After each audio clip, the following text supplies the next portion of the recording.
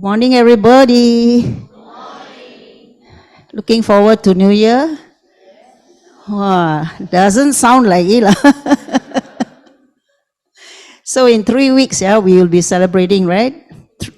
2 weeks, Wow, so fast, Wow, you all remember. So we'll be celebrating Lunar New Year, very important celebration, right? Especially for families. I remember my mother-in-law, now she's bedridden, but when she was very well and healthy, she always very excited because she's so look forward to see the whole family. She got 6 children, so she expects 6 times 2, 12, plus 12 grandchildren, plus brother, sister, and whatever. So it's a very happy occasion because I can see a lot of happiness in her mind when she sees the family come together every year, year after year. And there was a year in 1999 when my husband passed away, and the following year when we celebrated New Year, it was different. It was so different. So you can see the importance of family coming together to celebrate this very important occasion. And Chinese New Year, Lunar New Year also means the beginning of spring, right? Not here, Malaysia, every day got spring. But in China, where we all, most of us, not me, but all of you originated from your parents and your grandparents, it is a time of spring. And spring comes after a long and very cold winter, yeah? And when spring comes, it means it is something, things are rejuvenating, things are growing, things are renewed. And you can see birds are singing, sky is warmer, the weather is warmer, plants are growing. So there's a lot of renewal and change. New things come into being. And today, as you all entered the shrine hall today, many of you, of course, everybody I think entered the shrine hall. Did you all see something different in the shrine hall? Anybody saw something different? Not those who came on Thursday. The Thursday fellas all no one. Thursday came one, no one. Anybody saw something different in the shrine hall? Seki, go see or not? Calligraphy, yeah, you saw some scrolls, right? So last Thursday, which was Taipusam Day, and it's also happened Uposatha Day. It was Uposatha Day. So many Nalandians, I think about 30 or 40 of us were here. And it is a tradition every year in Nalanda that in 1 month before the Chinese Lunar New Year, that we will gather and we will chant and we will put up these scrolls as a reminder of the purpose and meaning of Chinese New Year. So, well, I will not read those things because I probably will kind of make mistakes. So I would like to invite Sister Joanne to explain to us a little bit. Maybe some of us may not know what this script means. Anybody can read this? Tonga. Sister? Yes. Okay, there are this, we call it a 对联, in Mandarin. In English, we call it couplets, couple with the T, okay?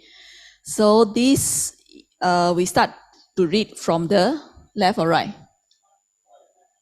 Right. Read from the right. That one not Chinese already. Right or left? Okay, those who say from the right, put up your hand. Right, Those who say left, that means the balance all left, lah. Okay, sister? I don't know.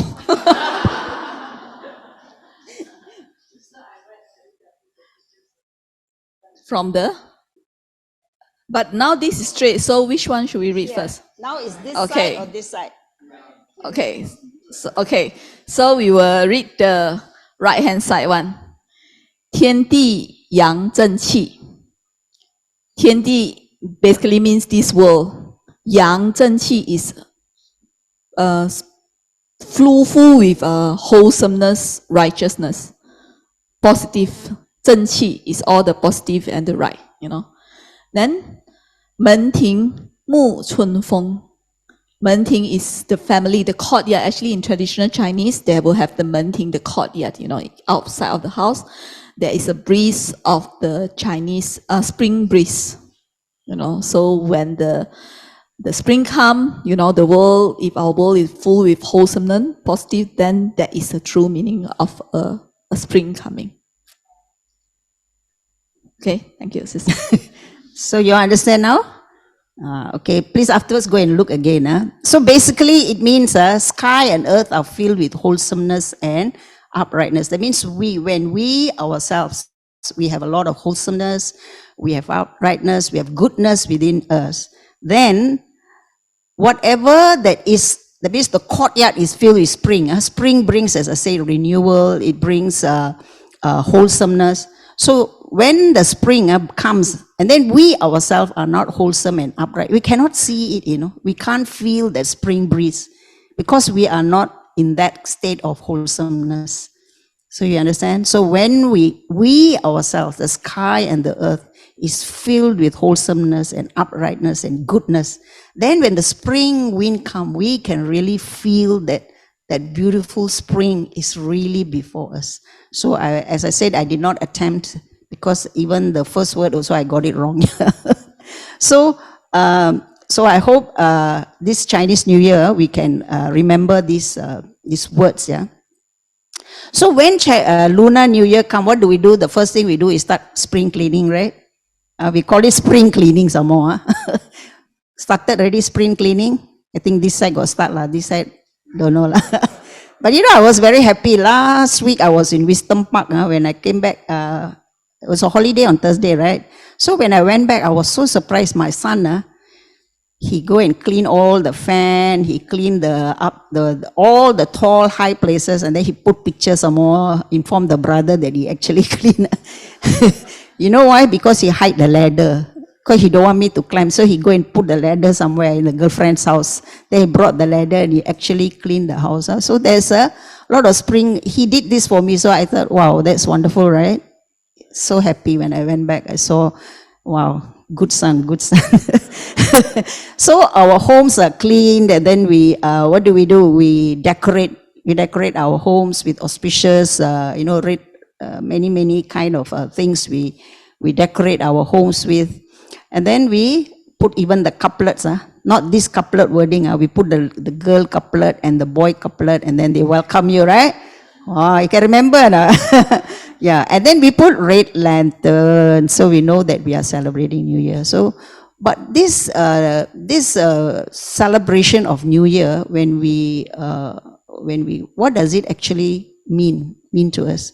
We somehow eat what? Lot of good dishes, right? Dish also got nice name, right? Every dish got some very, very fantastic name. A long life dish, whatever. The fish also must be whole one, cannot cut one. Nice prawns. Everything is so beautiful. And then there's a reunion, a very beautiful cultural activity that is reunion. The whole family comes back, sits down, and has a meal together. Isn't it very good? Wonderful, right? And also, we toss that thing, what do you call? Yisang. And then what we shout? Huata. And then what some more? Onga. Lima. We shout all these words of prosperity and happiness, right?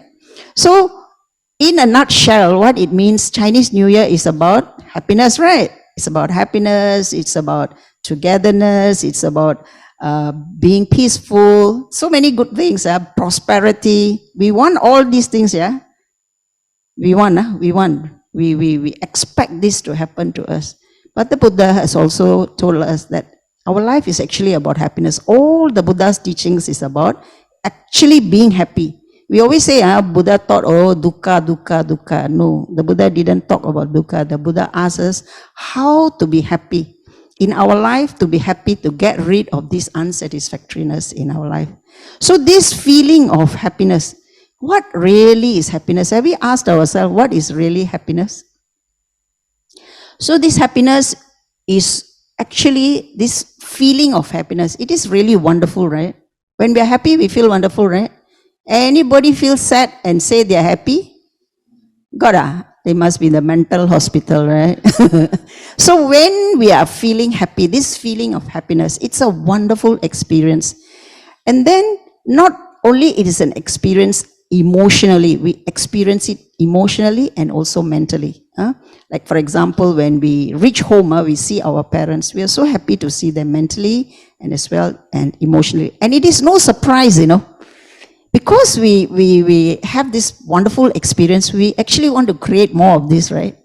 Really, right? We want to create a lot of these happy experiences and wonderful experiences.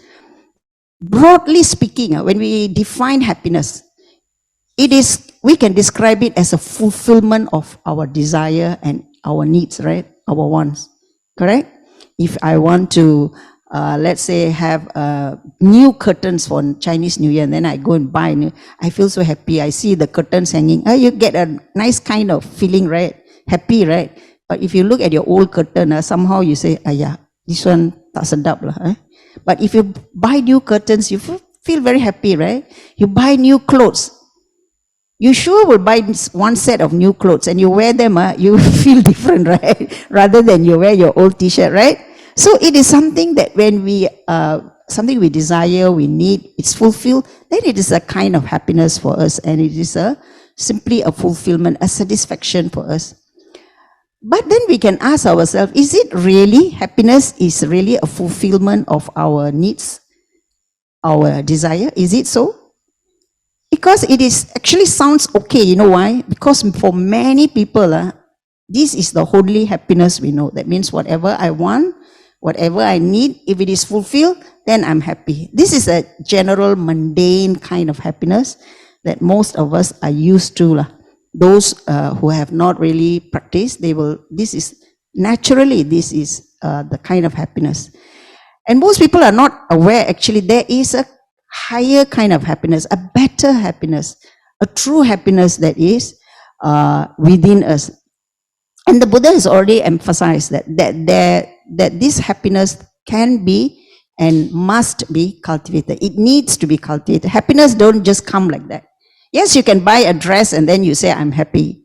You can buy a new car and then you say you're happy.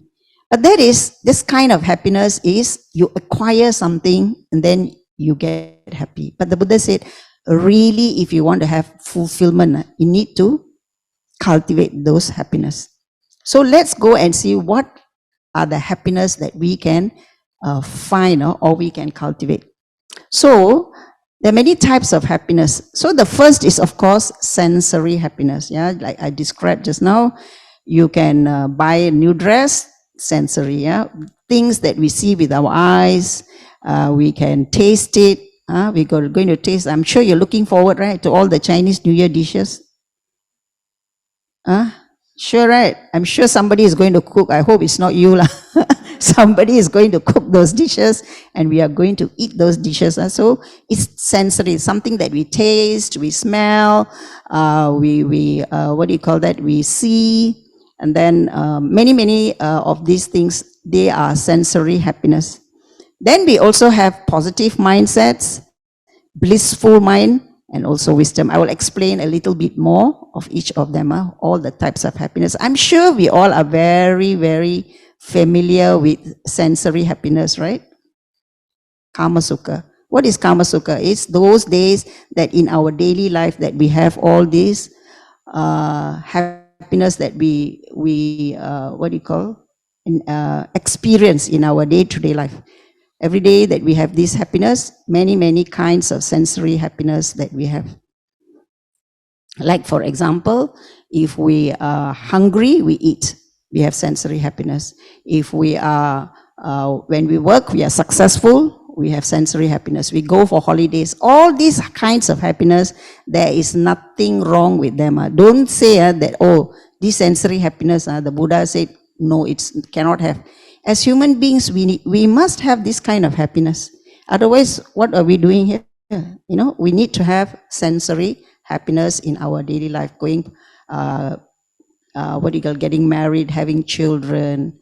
I'm sure you're all happy, especially those who are married, got children. Your first child come, you're very happy, right? Really, really happy, right? You get married on your marriage day, you're happy, right?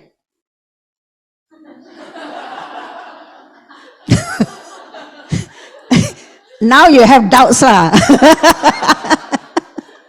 At that time, very happy, right? You look forward to your wedding dinner, welcoming guests, and wearing your new dress, having friends, and shout all kind of things. Yeah?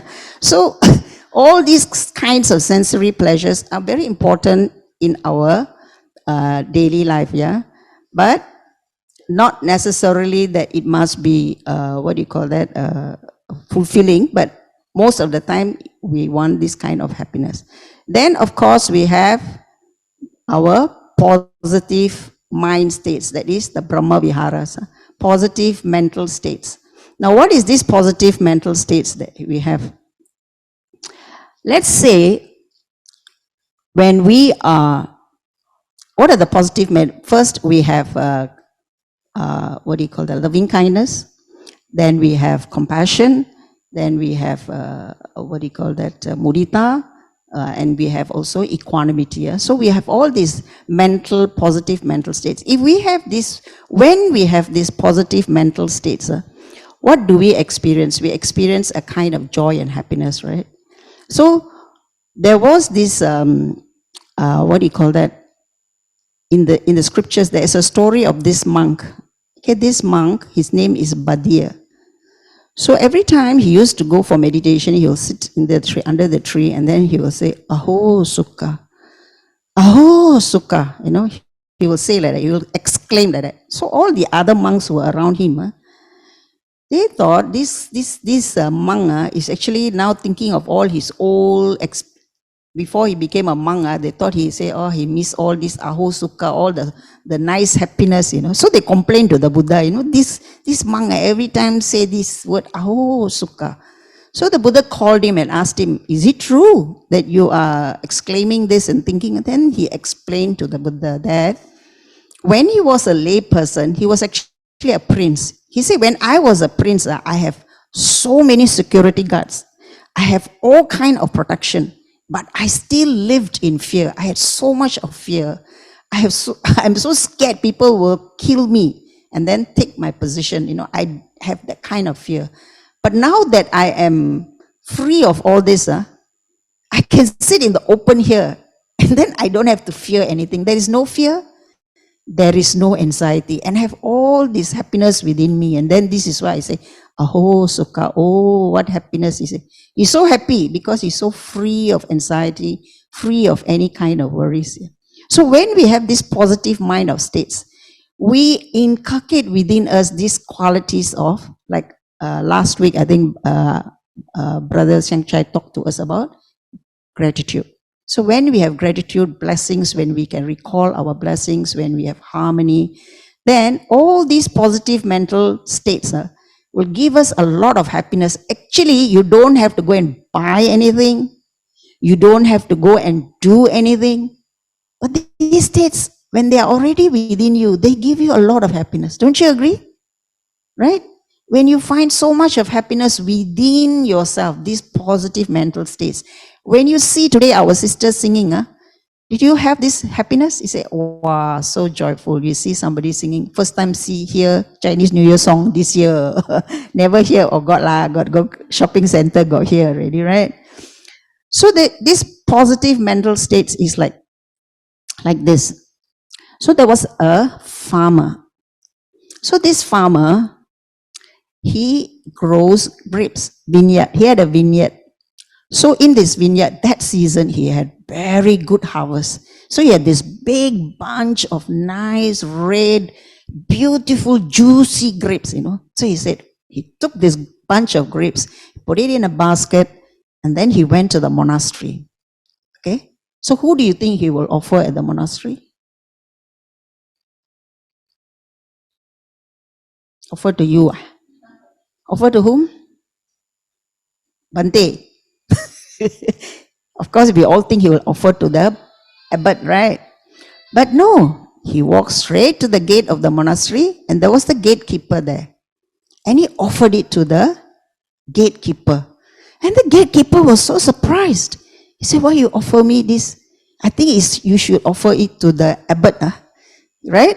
So he was so surprised, I think I don't deserve this, But the farmer said, no, I want want you to have this. I brought this specially for you. Because during the bad times, you have been so kind to me. You have offered me so many things. You have helped me in many ways. When there was no food, you actually offered me some food from the monastery. You think of me. I want you to have this. So the gatekeeper was very happy. Oh, thank you very much. He was so happy with this bunch of grapes. After the farmer went away, he took the grapes. He said, I think I cannot eat this grape. I think I must offer it to the abbot.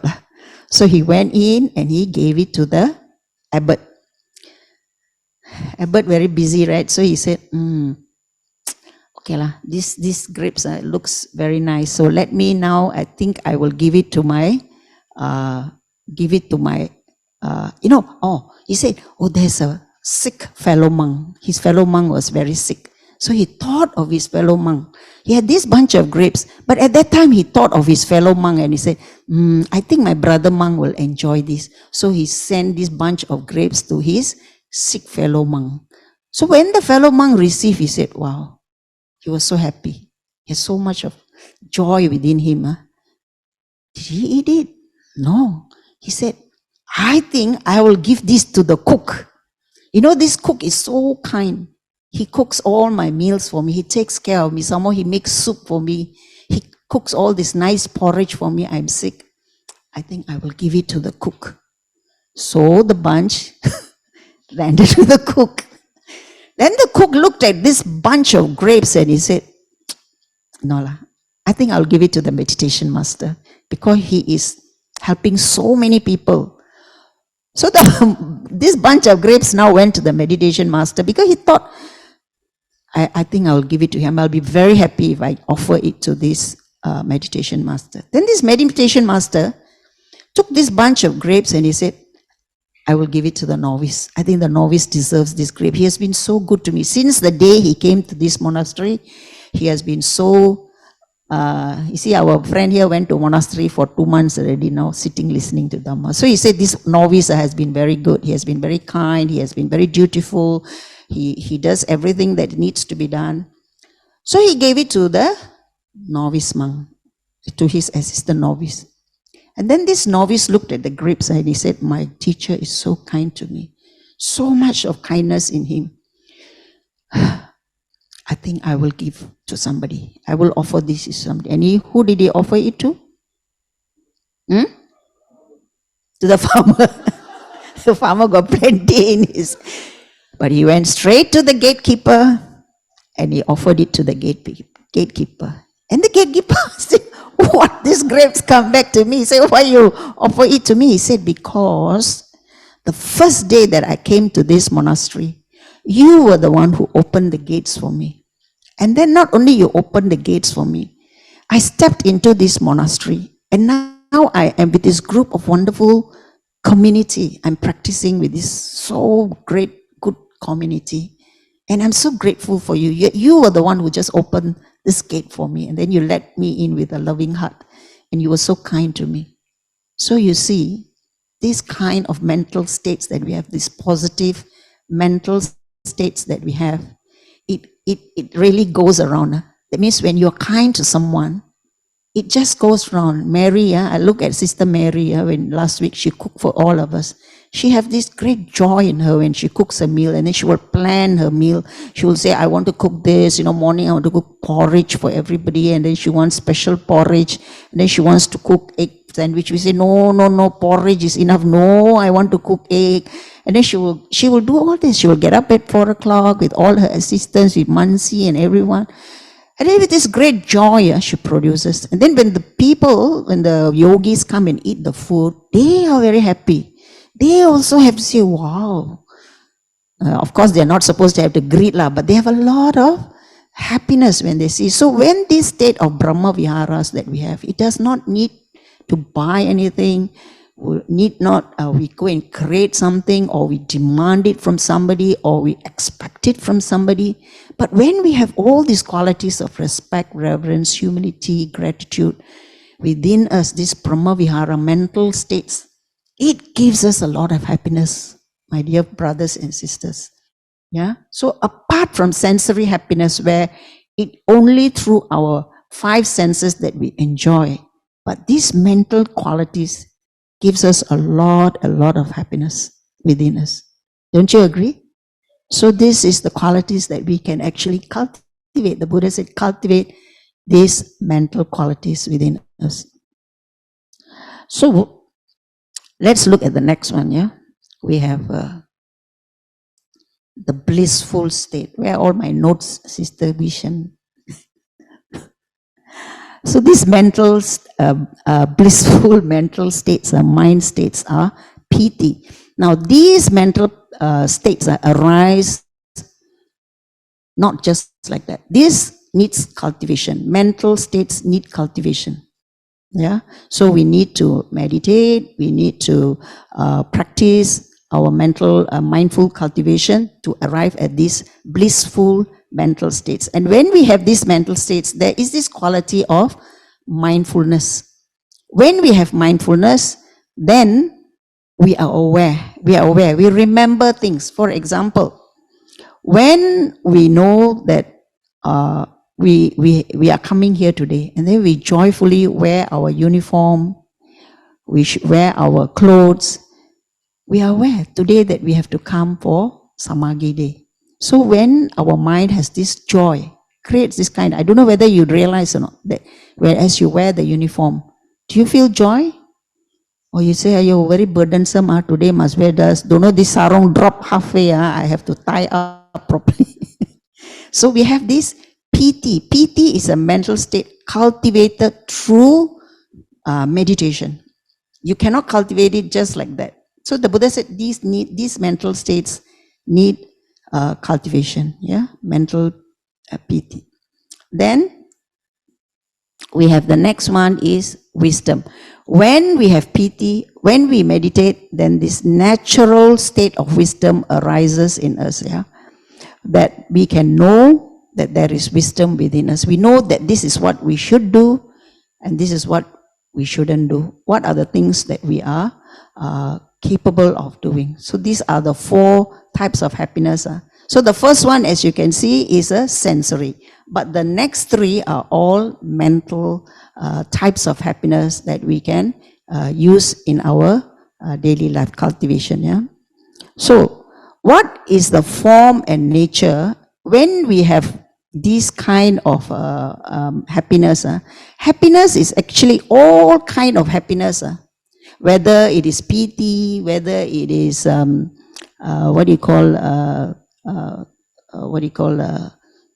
normal state of happiness. Every state, whether it is a Brahma Vihara, all these states are actually, they are based on desire. You agree with me? You don't agree? It is actually based on desire. And there are these 2 forms of desire. The first form of desire is desire as a craving, tanha. And this word, when we see the word desire, you say, no good. You know, many people, when they heard, especially Buddhists, when they heard the word desire, you say, sister, desire no good one. Brother, you must reduce your desire one. The Buddha said you must not have desire. Wrong. The Buddha never say you don't have desire.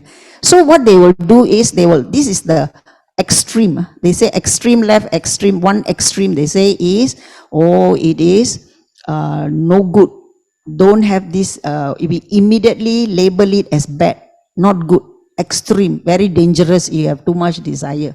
Correct? They say too much, very good, dangerous one, it will take you somewhere one. But then the other extreme will say, what will say? Good to have desire. You don't desire how to be CEO, how to be Prime Minister, how to be successful. You must have desire, right? If you have desire, then you will increase your wealth, then you will be rich, you will be famous, everybody will know you. So they also encourage. The other extreme is encourage this kind of thing. But these 2 are both, rather actually, they will eventually, one will lead to conflict, because you say, desire is no good, but you have desire, ma. So you'll be conflicted, should I or should I not? Is it good or is it not good? Then they'll ask, teacher, should I have this? Should I have that? Now they will ask. Then if too much of extreme, what will it lead to? Eventually lead to destruction. Because when there's greed, then there is conflicts, there is a lot of unhappiness happening. So these two, but both of these are, so one is a desire based on craving, the other is a wholesome motivation, which we call chanda. In the Buddha's teachings, it is called chanda, but both are desire. One is based on craving, the other is based on wholesome motivation. Yeah, but the first one, it has a special characteristic. The first one has a special characteristic, that is craving. It lacks understanding. It lacks understanding that it is a form of a craving which is very, what do you call that? Yeah. And then we did not deal with it correctly. When we have this craving, we do not know how to deal with it. We sometimes deal with it incorrectly. So let's look a little bit more into this kind of desire, whether it is a wholesome desire or whether it's a craving. Yeah? So when we have this craving or tanha, it is actually almost always to ourselves. The self-centered, self-gratification, wish to obtain, avoid something, or we want to become something. We want to become famous. We don't want to people to know us as we are not rich. This kind of thing. So it always on the self. So I give you an example. For a person, let's say this kind of craving, a very simple, I'll give you a very simplistic example. Let's say you go to a nice place, yeah, a jungle area or somewhere that is serene, and then there's a big lake there. Okay, so in that lake, you see a lot of fish swimming. Fishes are swimming in the pond, yeah, in the lake. So the one who has craving, he looks at the fish, he says, wow, so nice this fish, so fat and juicy. I think I will catch this fish and then I will cook with nice ginger and then I'll have it for my dinner. So this is craving. Yeah? When you look at the fish, you have this kind of craving that you want to take the fish, you want to obtain the fish, you want to cook the fish and you want to eat it and you want to relish the fish. Not knowing that that fish is also a living being trying to live. But a person who has wholesome, one who has wholesome desire, he has focus on the wellness, virtue, the completeness of any object or thing that we see. So for example, tanha is, I want to take the fish, I want to cook it nicely with ginger, steam the fellow and eat. But when we have wholesome desire, what do? We look at the fish, we say, oh, my dear fish, you are so beautiful, you are so graceful, oh, what beautiful color, aho sukha, you say, so pretty. May you be well and happy. May you live and may you one day attain liberation. A Buddhist fellow will say, you attain liberation. You say, yeah? So we have this chanda, this wholesome desire. We don't want to destroy the fish. May this place be well and happy. May many people come and admire this place. May many people be peaceful here. So this is the wholesome chanda motivation that we have, rather than the craving or the time. It's just an example, a very simplistic example that I have given. So one day I was driving along a road, and then I saw this group of people. There was a lorry at the side, and I saw them, they were beating something, they were trying to beat something. Then I slowed down, like kepo, I also see what is happening, what is going on here. Then I saw this group of fellas. There was a big monitor lizard, it happened to come out of the drain which was at the side. They were actually whacking the monitor lizard, and he was all bloodied. His head was he was already very weak already. That usually the monitor lizard can run very fast, but I think they whacked it so hard that it was very weak. It couldn't move anymore. So I was wondering why they were beating this monitor lizard. Then I realized actually they were trying to catch it. They were going to catch it, and then they were going to cook and eat this monitor lizard. So you can see this desire, this is creating a lot of, yeah, it's an animal. And I also participated in many of these. One day I also went fishing with the help of my husband, of course. We went fishing and they're so happy. I see the fish struggling at the end of the fishing rod. When you reel in the fish and the fish is struggling, you feel so happy. You see the fish at that time. No, not Buddhist that time. Don't know about killing, don't know precept, don't know kindness, don't know Brahma Vihara, no nothing. So at that time, I see the fish happy. And when I was a child also, we used to go to the river and bathe in the river and can catch all the small prawn, can squeal the fellow and then put over the fire and eat the fellow also got. So we did all these things, because we didn't know any better. But after learning, then we know that all these are living beings. So this is a characteristics of this desire, that is tanha. Craving is actually self-gratification. Whereas when we have wholesome chanda, it means we desire the wellness, the completeness of anything that is around us. So, when we live with integrity and we want others also to be free from this kind of affliction, that afflicts us. Many of us, we live in affliction.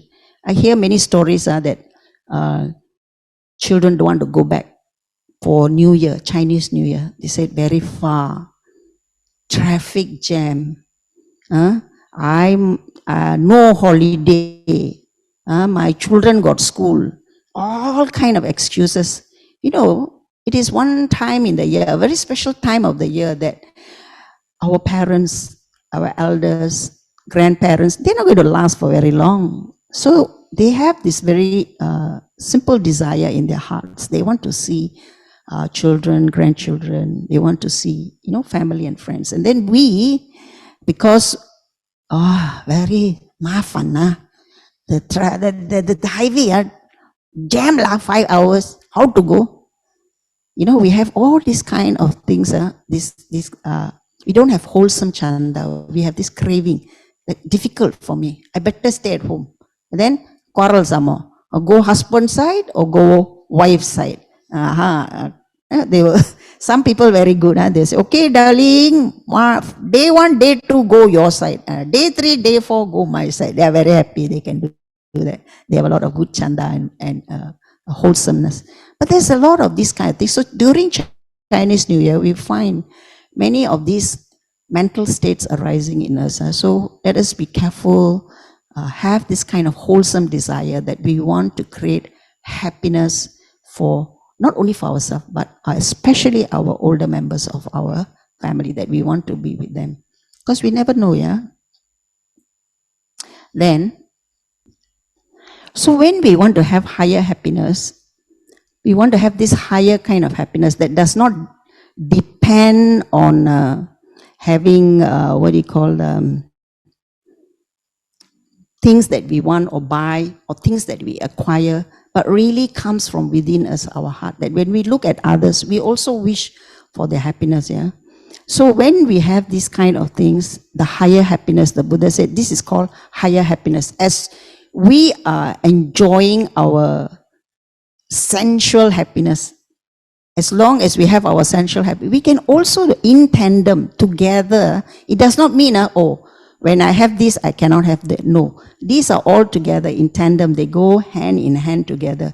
Higher happiness. And so how do we have this higher kind of happiness? The Buddha said there's only these 3 things that we need to do to cultivate this kind of higher happiness. And of course, the first is, the Buddha said, dana, giving. We can give service, we can give knowledge, we can give material things. But for this Chinese New Year, we can give much more. We can give our presence. We can give our kind words. We can go and, bring joy to many people by the words that we utter to them. Just being present. Sometimes we are too self-centered. We think, very, very leceh, I want to go here, go there. But if we can have this kind of desire or chanda of wholesomeness, that we can give happiness to others. Sometimes we really, really don't like someone, or we are just don't like things that are happening. In the family, many, many kind of pattern, right? Every family got many pattern, right? Macam-macam pattern. But the pattern, sometimes we don't like, why this sister-in-law like that? I have this, my sister-in-law is very good, no? My husband's eldest brother, the wife. She's very good. She does everything. But she got a daughter-in-law who never lifts a finger, So everybody will complain about her, Why is she like that? But she's very busy with her Facebook and her Korean movie. Everybody is busy in the kitchen, cooking, cleaning, chopping, steaming, whatever. She got no time for anything. In fact, the husband is the one who will take care of the children, feed the children, and do all this, bathe them, and all these kind of things. So sometimes, what will have naturally, we have this, this feeling of anger, right? We have this feeling of this, dissatisfaction. Why this fellow like this one? How come she like this one? She cannot see. She got no eyes. Blah, blah, blah. The mind goes on like that. But now, then I see, it's like that. Condition is like that. Sometimes you tell also, they won't listen. So they are like that. So we just accept and we try our very best to go along and be happy with everybody. So in our life, we will meet this kind of thing. So the Buddha said, dana is not just giving food to the monk, not just come and do service, but really within us, bring out this desire, this chanda of wholesomeness, that when we see things happening around us that are not so good, but we still have that wholesome, desire for them too to be well and happy. And why are people in this kind of unhappiness? Do you know? Why are people so unhappy? Buddhist friends? Samsaric life. Because this is what the Buddha called avijja. Not knowing things, not only not knowing things, but knowing them incorrectly. They things are all very incorrect one. They don't know that this thing will give them actually more suffering, more unhappiness. So when we have this dana, so practice this virtue of giving happily without thinking so much, and also giving happiness to ourselves also. Because sometimes when we see, we get angry with other people. Who is angry actually? We ourselves, right? Burning inside the mind, full of rubbish going on inside here, right? So we ourselves are actually burning away inside. So in order keep our mind calm. So the next, the Buddha said, is living skillfully. When we live skillfully, we are no harm to ourselves and we are no harm to others. And then we live ethically and with restraint and care. We have to learn how, when we thought it's only about 5 precepts only, just 5 precepts, don't kill, don't take things, and then don't indulge in all this unnecessary conduct. So we take things lightly. But when we live skillfully, when we see things happening around us, when others are harming, then we can also give advice. Or sometimes we can help them to refrain from this kind of unwholesome conduct. So we live ethically, carefully, having care for others, restrained and aware of what is happening in our own body and our mind. Sometimes we only find fault with the rest outside, but we ourselves also, we also have a lot of faults. So we can reflect over our own unhappiness. Then of course we have bhavana, mental cultivation. When we have mental cultivation, we are aware, we are causing actually a lot of trouble to others. When we are not aware, when we are not mindful, then we create a lot of trouble for others. Unnecessarily we create trouble. So these are the 3, to go to this higher happiness, the Buddha said, these 3 that we can practice. I think we all are very aware of dana, we are aware of our living skillfully, and we are also aware of our mental cultivation. So we can have this awareness and mindfulness. Sometimes we think a very logic mind, Sometimes the mind is too logical one. It thinks, oh, if like this means I want it to be like that. But in the Buddhas, when we have mindfulness, the mind doesn't think logically. You have to experience it for yourself. When you when you feel angry, can you experience it for yourself? Can, right? When you feel jealous, you experience it for yourself, right? Have you felt jealous before? Nobody feel jealous, ah? Wow, all saints already, ah? All enlightened beings. Wow, I must say sadhu. And how does jealousy feel? You know, jealousy feels, 2 days ago, somebody posted this video of the Agong, our present Agong, driving his truck. You know, truck. He got this fantastic, huge trucks. Did you all see the video? Who saw the video? You saw the video. You kepo like me lah. No lah, I was joking. Actually, somebody posted it on my WhatsApp, so I just clicked and then I was watching. No, so he was driving. It's not one. It's about, I think, about 6 or 7 of these huge trucks. And he was driving from Johor Bahru up to KL. So they say moving house lah. So when you look at the video, the moment I look, the mind straight away, the mind create this jealous feeling already. Yeah lah, he's so rich ma, he agong ma.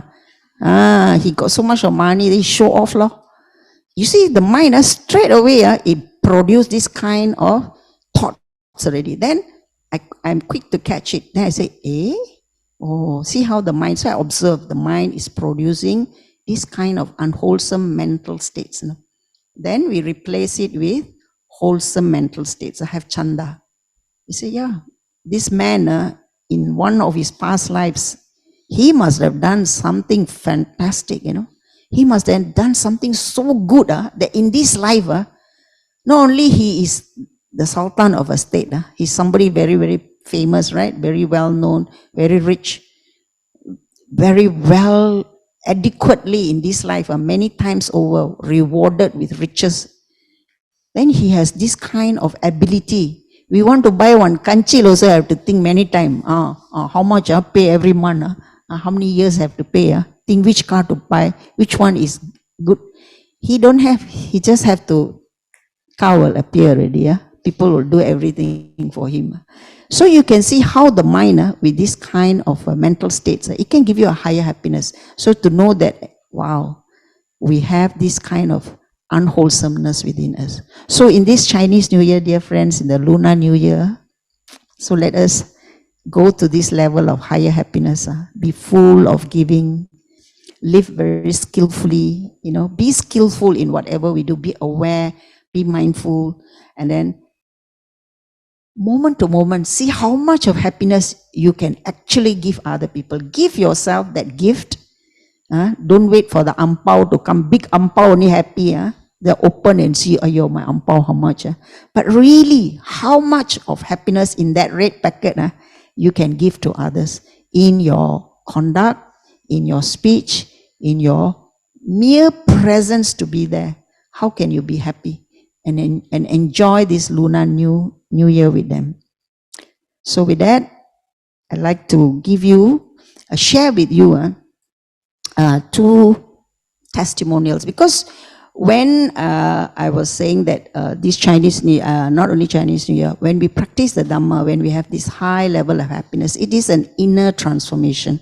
We transform slowly, little by little, we are transforming ourselves. Previously, I also have a lot of anger, hatred, very unhappy person, but now I can see myself, a lot of changes within myself that I can also rejoice. When I see Sister Mary cooking and rejoicing, I also really, that happiness arises in me, which I have cultivated within myself. So I want to share with you 2 testimonials from our fellow practitioners who have actually practiced, and also little by little they are, realizing for themselves this higher level of happiness. Now, we have actually, we wanted to give in person, but you know, Buddhists are very shy one. Don't like to give testimony. Christian, they love when they will say, my God is the best. But Buddhists are all very, very, they are very steady fellows. Yeah. Friends, as a conclusion for this Lunar New Year, just remember that let us have a lot of chanda, a lot of wholesome motivation in whatever we do. And that happiness is actually comes from inner transformation. When we transform ourselves internally to have all these good mental states, mindfulness and awareness, then happiness just arises, joy just arises, and we can actually be a person without nothing. We can be very happy. We need very little actually to be happy. So I wish all of you happy Lunar New Year. May you prosper. May you have good health, peace, and happiness. And may all of us work towards our inner transformation. Sadhu.